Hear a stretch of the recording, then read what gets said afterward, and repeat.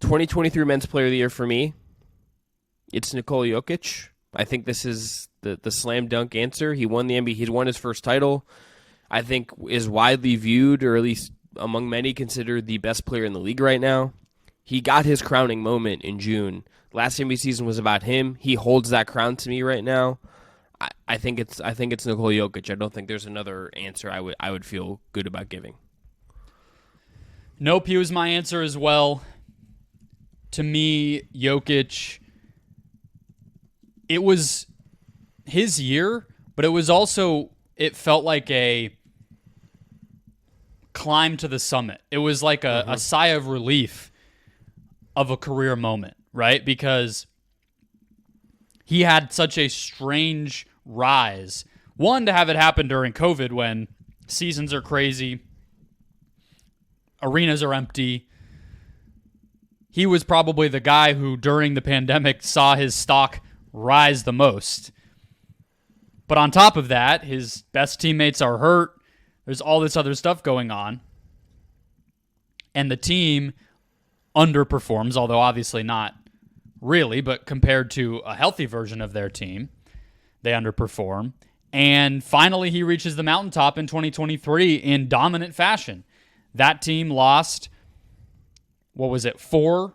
They were 16-4 on their way to a title, and got some answers, figured it out enough on defense, and felt like an absolute unstoppable machine on the offensive end, and has people feeling now like even after a relatively pedestrian start to 2023, this season we're in now, that they're still the favorites. Like they not only answered any questions, but they rose to a level, and so did he, that makes them kind of undeniable now. Like that kind of perception shift is what's crazy to me. I mean, this is somebody that even really prominent NBA voices in the media and elsewhere were sort of reticent about.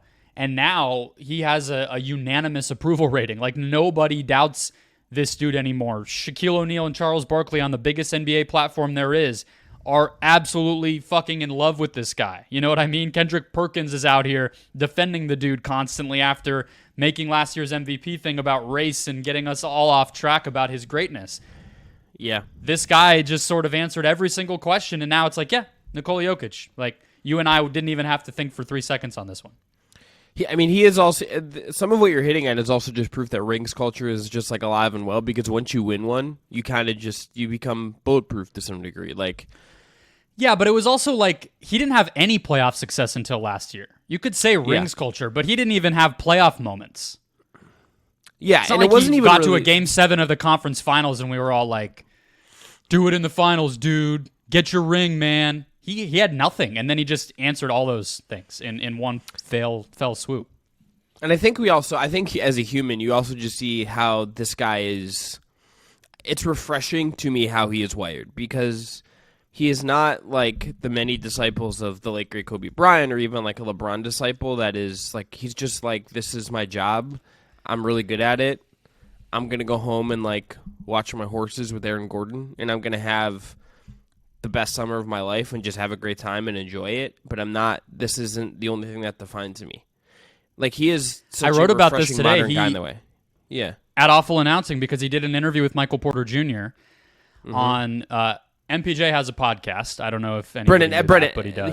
I did know has a podcast, and that is like one of the considering. I'm not going to say explicitly why, because you people know about MPJ, I guess, but one of the funniest players who just like have a podcast, because I'm surprised nothing has like gone wrong there yet, if I'm being honest. I just don't think it's very big, so people don't pay much attention to it. But yeah. Jokic said, being famous, some people like it, some people don't. When I finish my career, I really wish nobody knows me. I wish my kid or kids in the future remember me as a dad. That's going to be my goal in life. He said, I really don't like this life, because at the end of the day, we're just basketball players. We're just good at what we are doing. And he said it feels sad to go out in public and people are just obsessed with pointing their phones at him and all this stuff. And then when he retires, he wants to not even own a phone. So I think we got to know this guy too this year, and it was kind of maybe surprising to some of us what that looked like, but I appreciate the the honesty and getting to kind of peek behind the curtain, because to have that mentality but still be so driven to be the best at basketball that you can, I think that kind of like bears a little bit more consideration when we think about kind of sports and everything else of just, wow, that guy still is that good. Why? You don't have to be a fanatic fiend to be great. You can do it that way too. That's kind of cool to me. Minus odds, you think that Nikola Jokic no-shows the NBA 100? I was thinking about this. I mean, I believe I think he signed a contract, was it in 2022?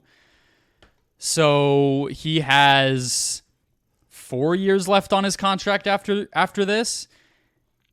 I think he's like 29 right now.